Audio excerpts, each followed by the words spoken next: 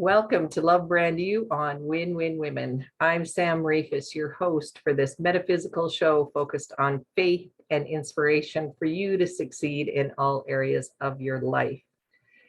As we do every week, if you've been watching the show or any of the replays, you know I always start out with the Love Brand You prayer. So if you would like to take a deep breath, if you'd like to ground yourself by putting your feet on the floor, whatever it is that you do to just feel the words that I say in the Love Brand You prayer. So I start out with a deep breath. My God source loves me no matter what. I am always lovable and give myself compassion for everything I've ever done or not done. Love heals me more quickly than self-judgment. I choose love now for me and for everyone in my life. For this, I give thanks. I let it be so, and so it is. Amen. And if you notice, I have a lovely guest here with me today, and I would like to introduce you to, let me get to my notes here. This month, the theme is career and business, and I am joined by Ruth L. Snyder to talk about books, business, and faith.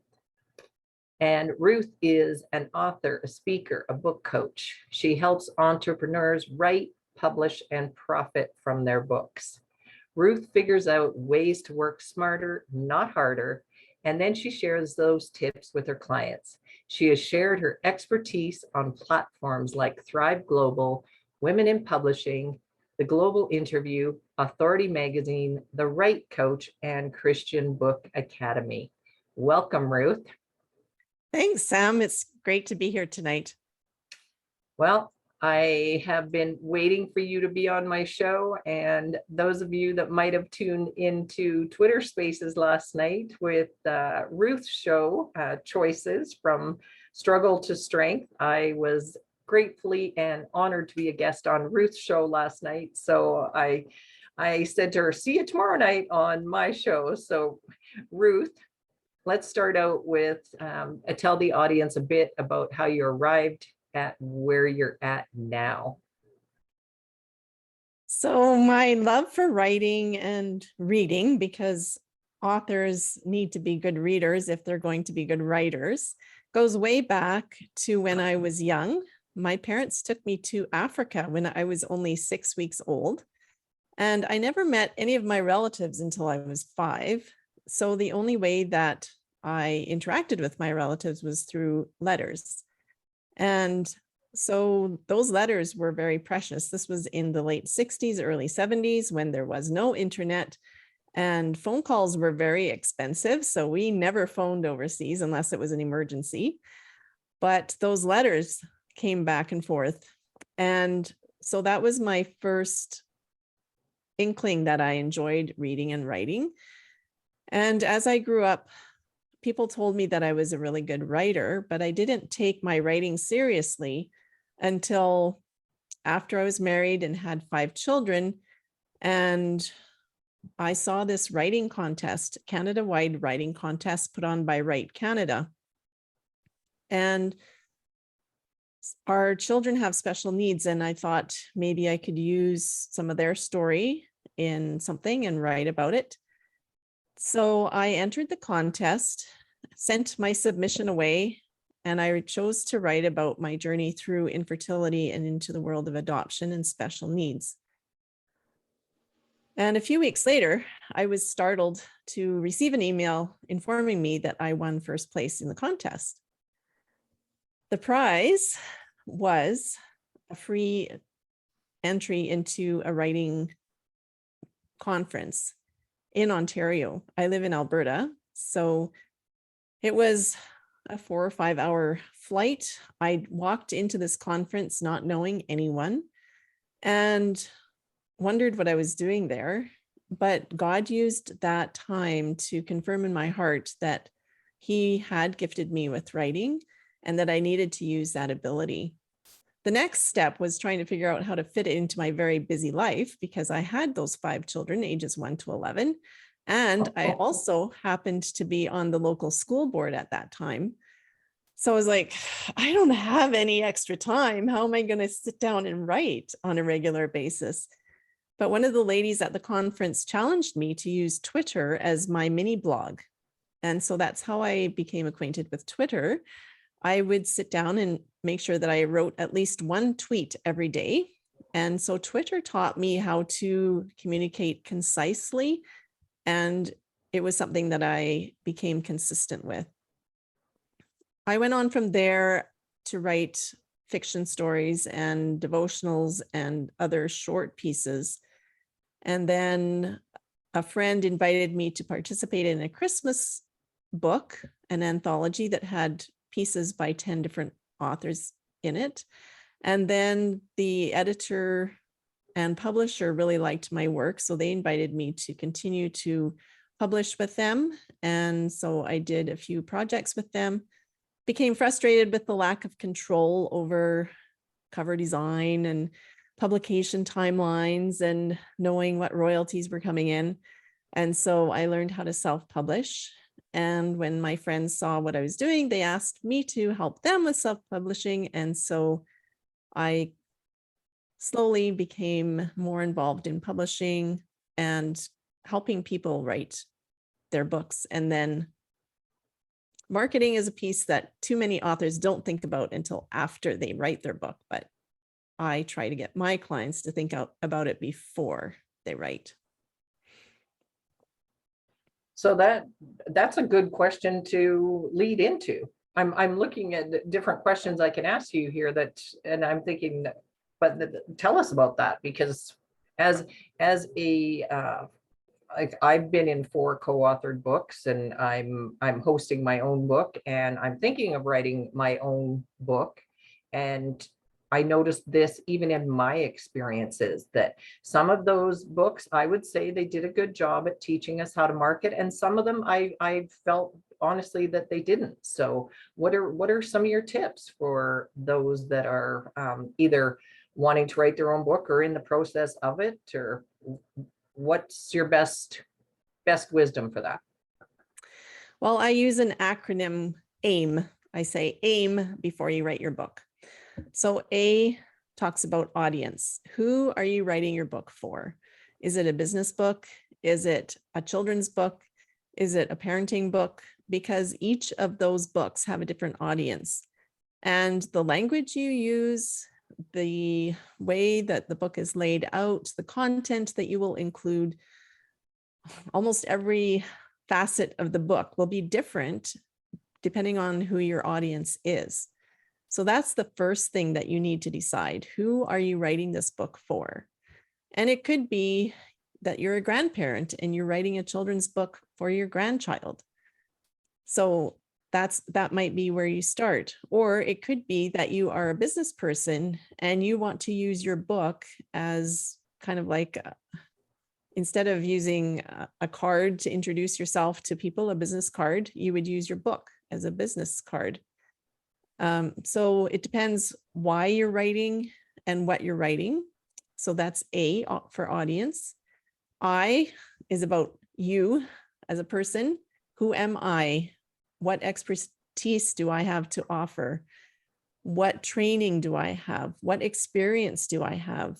And what is the unique slant or angle that I bring to this book based on all of my training and experiences? Because there could be hundreds of books on the same topic, but each person is unique in their training and their experiences, their illustrations, their stories.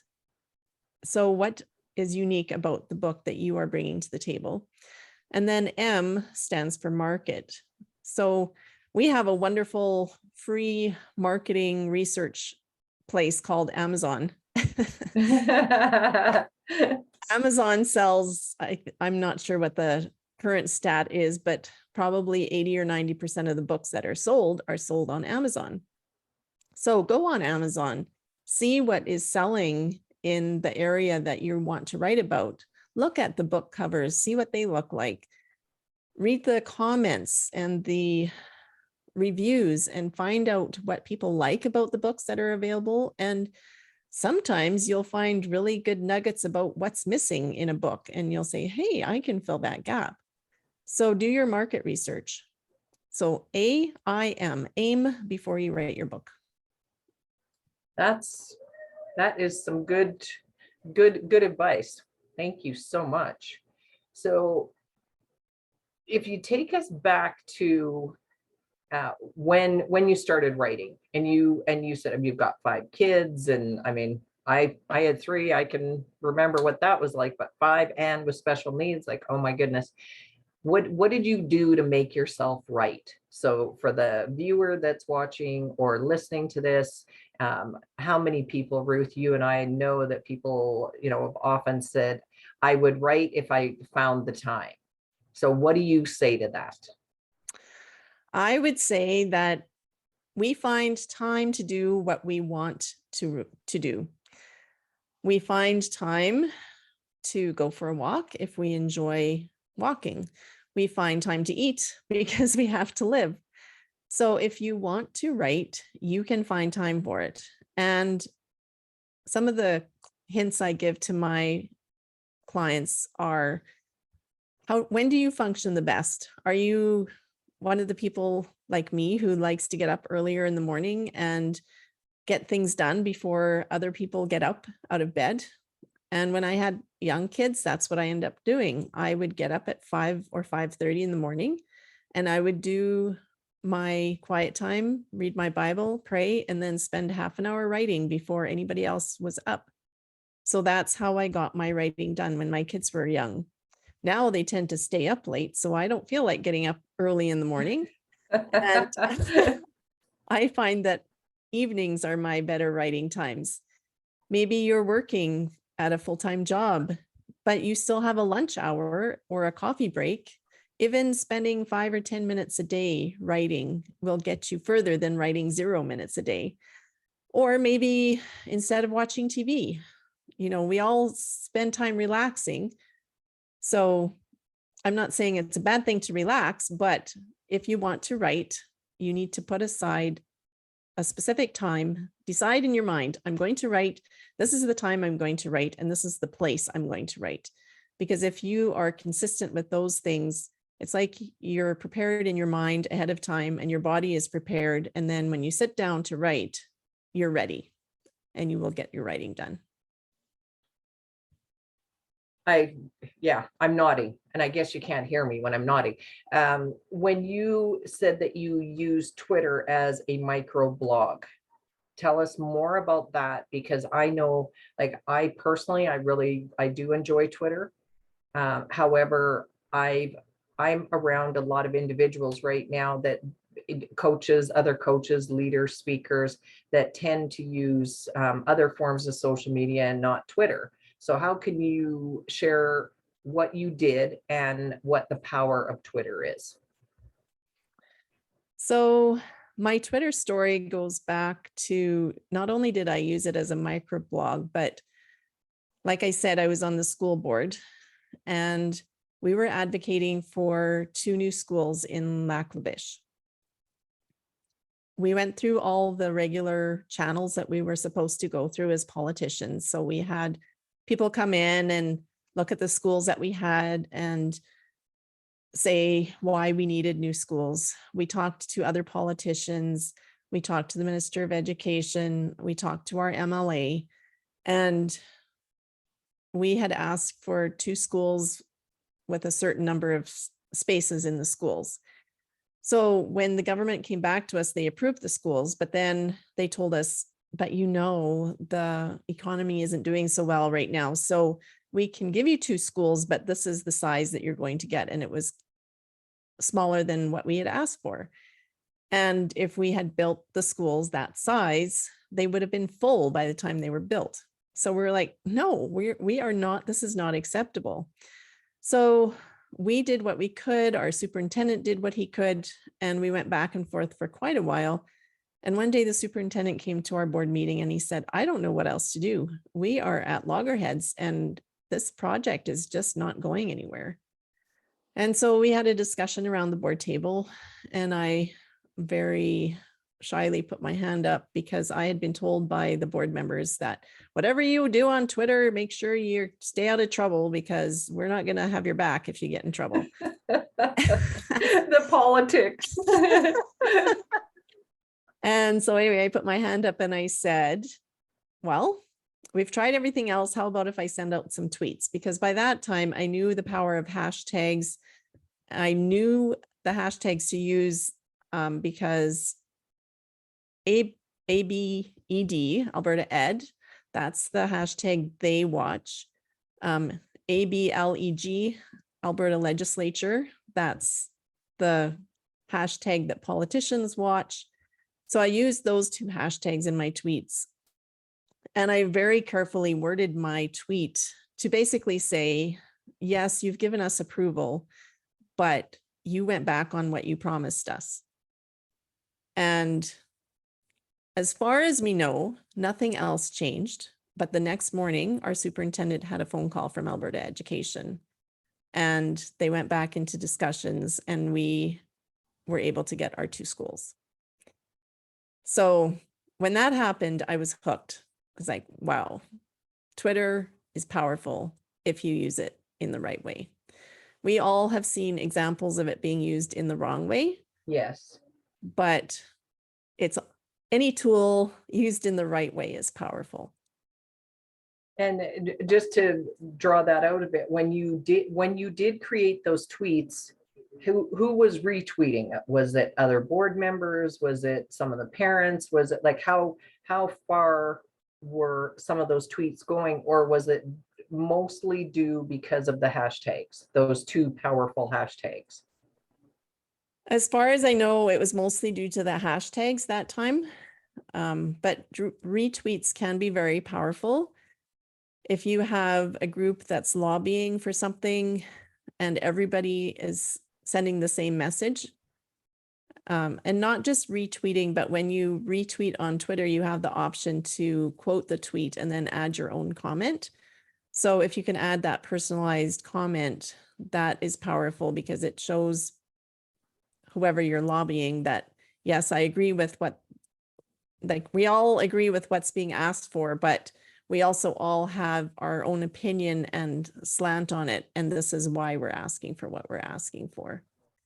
And I would say as authors and writers, when I wrote, I thought my first book would be a devotional, but when people saw what I was doing on Twitter, they asked me to write a book, helping them use Twitter as a marketing tool as an author.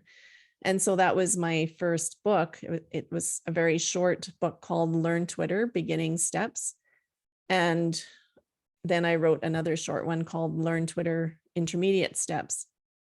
So the beginning steps basically just takes you through how to put your account together, make sure you have a profile picture and how you put your bio together and that kind of thing. And then what should you include in your tweet? You know, what are hashtags?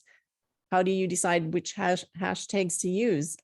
And so as authors, we can use Twitter to connect with all kinds of people, readers, publishers, agents are on Twitter.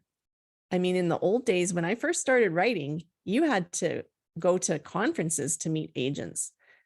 But when you went on Twitter, agents were waiting to hear from writers.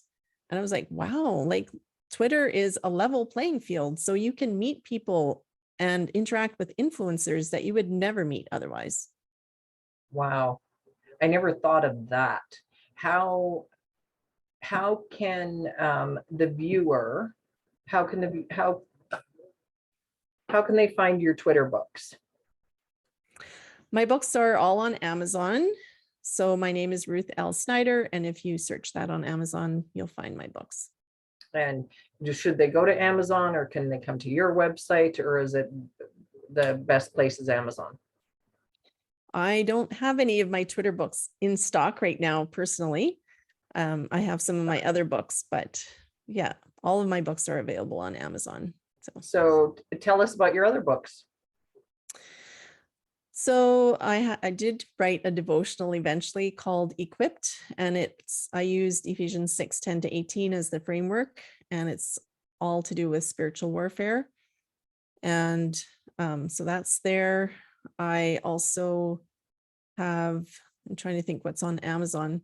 I did put together in the last couple of years a book called Write, from book idea to first draft in 30 days. So I have that. If you want that, you can contact me personally. And my website is ruthlsnyder.com. I'm drawing a blank now, but yeah, I do have an author central page. So if you go to Amazon, you will find all my books. And for those of you that are listening only, Ruth L. Snyder on ruthlsnyder.com Yes. is your, okay. So Ruth L. Snyder for her website is RUTHLSNYDER. And that's what you can search on Amazon as well. And I want to ask you, because my show is about spiritual awakening and evolving in our own personal faith, how do you've mentioned your devotional book. So how do you practice and grow in your faith? So for me, one of the biggest keys has been gratitude. And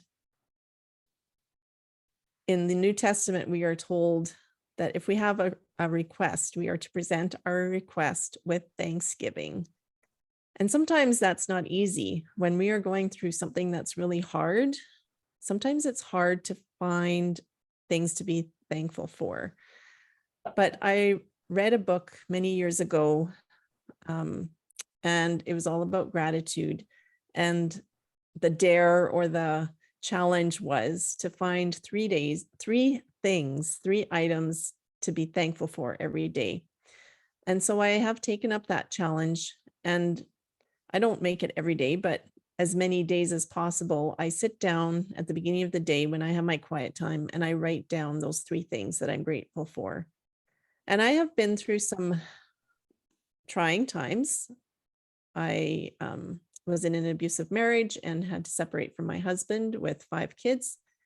And some of those days were really challenging, but having that gratitude helped me focus on what I did have instead of, it's easy to play the victim card when we're going through hard times. But when we focus on gratitude and on what we do have, it empowers us to move forward and to take the next step. Because sometimes the hardest thing is that next step. Nice. I thank you. Thank you for sharing that. And I know sometimes it's hard to share some of those personal snippets. However, I appreciate that about our conversations, Ruth, because we share and people learn. People learn through, yeah, we all go through hardship, and I'm not discounting it. It's like you say, though, it's like, where are we going from there? Mm-hmm. So how would how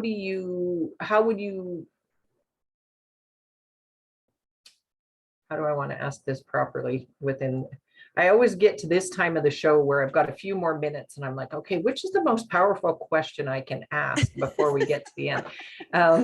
Where are you at right now? Like, what are you working on? What's exciting? What's on the horizon for you?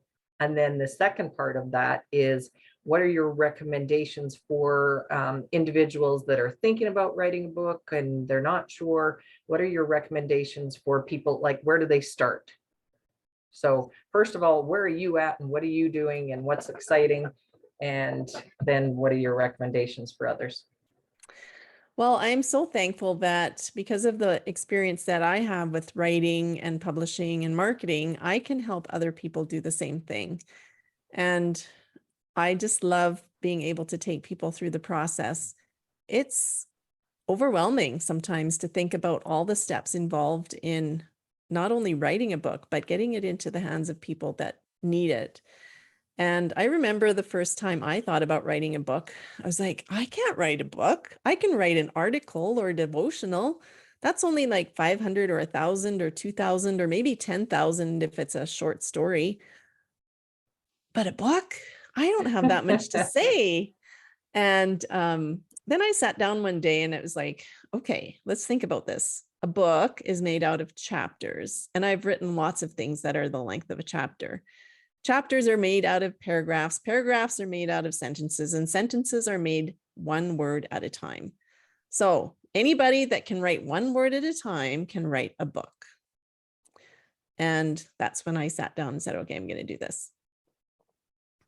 So I Nice. love taking people through the process and destroying those false beliefs, working on mindset with them, working on, digging, asking those questions to make them really think about what they do want to write about, and then helping them sometimes with the craft of writing. But I find usually it's helping people break that big, scary goal into little steps that helps them, or asking them the questions, because most people have the answers inside, but they just aren't able to access them. Or so finding those questions, asking those hard questions and holding them accountable and saying, what did you get done today? What, did you get that chapter finished? And even talking through, well, I have this chapter, but I don't know how to illustrate it. Like I don't know how to explain it in a way that makes sense to people. So just having those one-to-one conversations, I really enjoyed that. I am working on a few writing projects. A friend and I, she's also been through divorce. And so we're working on a book about divorce in the Christian world, because it still is something that seems to be taboo. And I strongly support marriage if it's healthy. And if you have done everything that you can, if you've gone to counseling and put your effort in, like I did for 28 years, and there's no change. Yes, Takes two people to be married. So that's right. Anyway, that's kind of what I'm working on. So what would I tell people who want to write a book? You can do it, number one. Number two, remember to aim before you write. And number three, if you want help and encouragement and somebody to lead you through the journey, I would love to chat with you. If you go onto my website, you can sign up for a free consultation and we can decide if we're a good fit for each other. Well, that's good. And I'll have those links in the description, especially when I upload it to YouTube. I've got a full sheet there that I can put lots of Ruth's links. And from a personal standpoint, I downloaded Ruth's.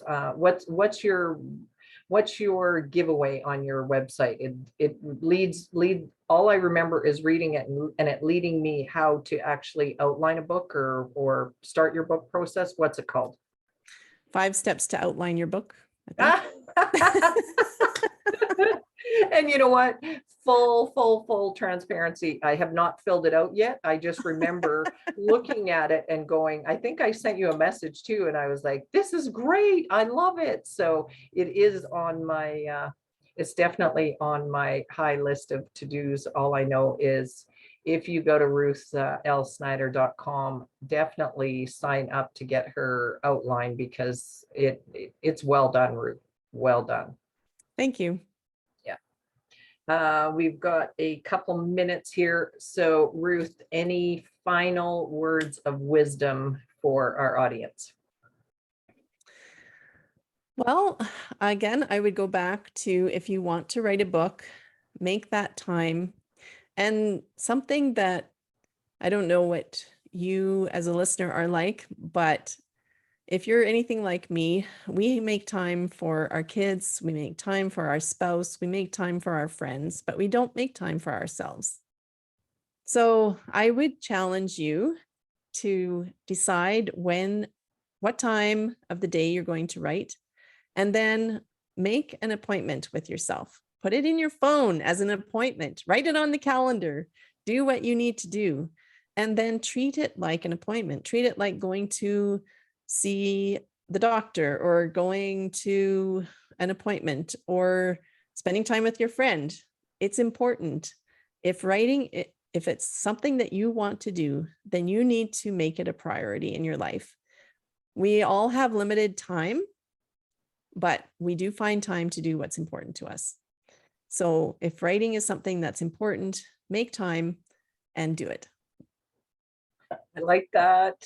Oh, thank you so much, Ruth, for being here. I always say to my guests that there's so much more we could talk about. However, in the time that we have, we've had a great conversation, and I know that the viewer and the listener will get a lot out of what you've shared here today. So thank you, Ruth. And as always, you can find me at lovebrandyou.com. You can message me there. If there's anything that I missed in letting you know about Ruth, just send me a message and we can make sure we can find Ruth for you. And I always love hearing from my audience. So please find me at lovebrandyou.com.